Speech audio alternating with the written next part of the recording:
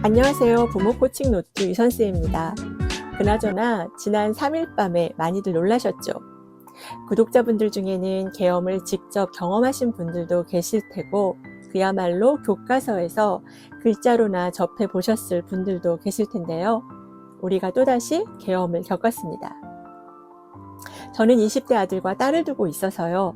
제 지인분들 중에는 자녀가 군복무 중인 분들이 많으세요. 특별히 자녀가 군복무 중인 분들 얼마나 놀라셨겠어요. 참 많은 분들이 우려와 분노, 슬픔과 두려움을 겪으셨을 것 같습니다. 얼마 전 한강 작가의 노벨상 수상 소식을 듣고 온 나라가 환호하며 들썩였었는데요.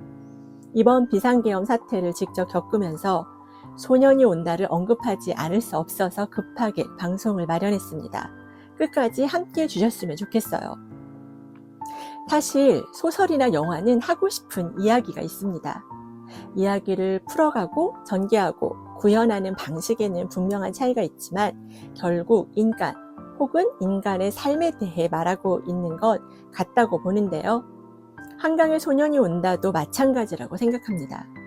얼핏 5.18 민주화운동이라는 하나의 역사적 사실을 기록하는 듯 보이지만 비극적인 역사적 사실을 소재로 작가는 결국 인간에 대해 말하고 있다는 거죠.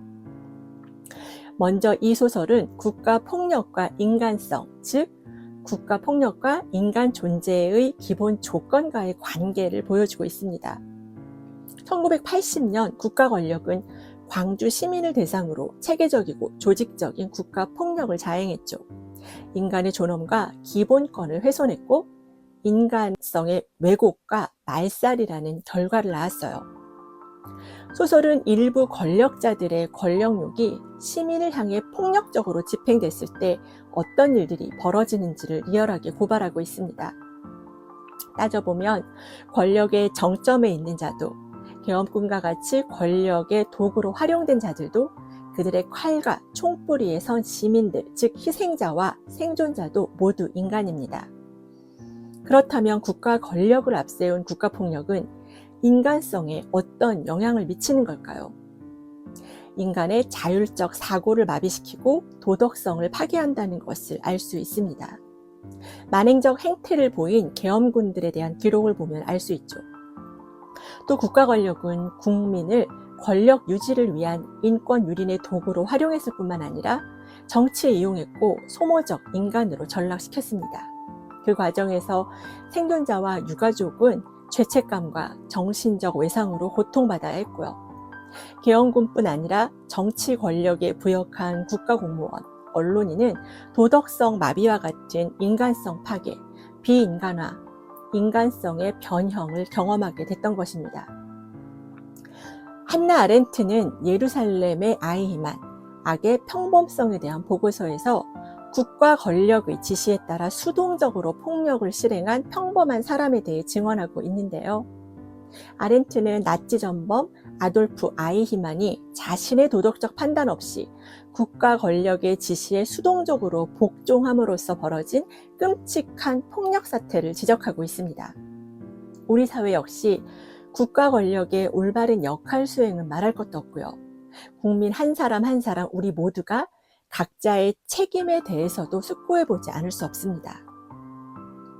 소년이 온다에서 보면 군부 권력은 근거 없는 억지스런 이데올로기를 내세우며 무고한 시민들을 향해 명명하기를 서슴지 않습니다. 군부 권력이 시민들에게 붙인 이름은 폭도 아니면 빨갱이였죠. 이 같은 국가 권력의 허무맹랑한 명명에 또 그들의 명령에 무비판적으로 복종할 때, 심지어 악용될 때 개인은 무력화되고 책임 있는 판단은 물론 도덕적 판단력과 인간성을 상실하게 됩니다. 따라서 이 소설은 비극적 역사에 대한 고발 그 이상이에요. 인간 존재 혹은 인간 조건에 대한 질문을 던지고 있습니다.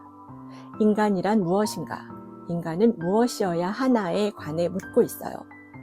인간의 삐뚤어진 욕망이 초래한 비극 앞에 선 인간 존재에 대한 질문 말입니다. 그럼 소설의 제목 소년이 온다가 갖는 의미는 무엇일까요? 이 소설은 역사적 사실 5.18 민주화운동을 소재로 국가 폭력이 난무하는 속에서의 인간, 즉 훼손된 인간성과 동시에 인간성의 발현을 보여주고 있습니다. 소설은 살아남은 자들의 증언을 통해서 국가폭력의 잔혹성을 폭로하고 있고 생존자들이 겪는 죄책감과 정신적 외상, 또 사회적 낙인과 고립에서 오는 고통을 보여주고 있어요. 동시에 가혹한 탄압과 폭력을 뚫고 나오는 광주 시민들의 저항과 연대, 또 인간 존엄과 민주주의에 대한 열망과 의지를 보여주고 있습니다. 국가 권력의 비인간적 폭력에 맞서는 인간성의 힘을 보여주고 있다는 얘기인데요. 따라서 이 소설은 소년이 온다라는 제목을 통해서 비극적인 역사를 딛고 일어서는 인간성의 힘, 인간성의 승리에 대한 작가의 소망을 담고 있는 게 아닐까요? 아니면 저의 바람일지도 모르겠습니다만 바로 소년은 사회 변화의 단초이자 기폭제가 될 희망인 것입니다. 그럼 동호를 굳이 너라고 부른 의미는 무엇일까요? 동호는 사실 동호 혹은 그라고 불려야 맞겠죠. 3인칭이니까요. 그런데 굳이 동호를 너로 부르는 건 동호가 너로 불리는 순간 동호는 나와 너, 즉 우리로 묶이게 된다는 거죠. 어린 동호를 지키지 못한 데 대한 죄책감, 미안함을 넘어 동호의 사건을 나의 사건으로 이해하며 책임을 다하고 싶은 마음 아닐까요? 마지막으로 그들의 목숨에 빚진 자로 산다는 건 어떤 의미일까요? 그저 그들을 기억하는 것만으론 부족하지 않을까 싶습니다. 거대 권력의 폭력 앞에서 꺾이고 무너지고 짓이겨지는 인간 실존과 인간 존엄을 지켜나가는 일, 또 그들의 핏값으로 지켜온 이 땅의 민주주의와 우리의 미래 세대를 지켜내는 일, 바로 이것이 남은 우리 모두의 책임 아닐까 생각해 봅니다. 이제 마칠 시간인데요. 한강 작가가 2017년 이탈리아 문학상 말라파르테 시상식에서 한 말을 전해드리며 마칠까 합니다. 존엄과 폭력이 존재하는 모든 장소, 모든 시대가 광주가 될 수 있다. 한강 작가의 말에 제가 저의 바람을 하나 얹어보면요. 2024년 어쩌면 광주가 될 뻔한 암울한 시대를 사는 우리가 존엄과 민주주의가 이기는 세상을 함께 만들어갔으면 좋겠습니다. 감사합니다.